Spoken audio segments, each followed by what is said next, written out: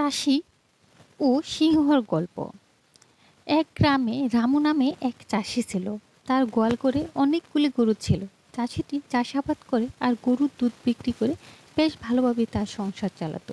একদিন হয়েছে কি, চাষির গোয়াল করে এক সিংহ ঢুকে পড়েছিল। চাষি সিংহটাকে ধরবার জন্য গোয়াল করে দরজায় শিকল তুলে দিল।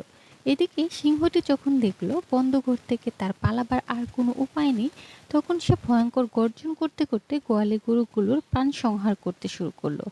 চাষি যখন বুঝলো সিংহকে সে ধরতে পারছে না আর মাঝখান থেকে শুধু তার গরুগুলো মারা পড়ছে, তখন সে তাড়াতাড়ি ঘরের দরজা খুলে দিল। সঙ্গে সঙ্গে একটা ছোট ভেড়া মুখে করে নিয়ে সিংহটি ছুটে বেরিয়ে গেল।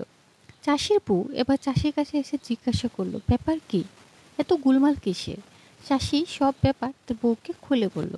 চাষির বউ অমনি বলে উঠল, যেমন তোমার বুদ্ধি, যে জন্তুকে দূরে থেকে দেখলে মানুষ ভয়ে পালায়, দিশে হারায়, আর তুমি কিনা তাকে ধরবে মনে করে দরজায় শিকল দিয়েছিলে। এখন গরুগুলো সব মারা গেল।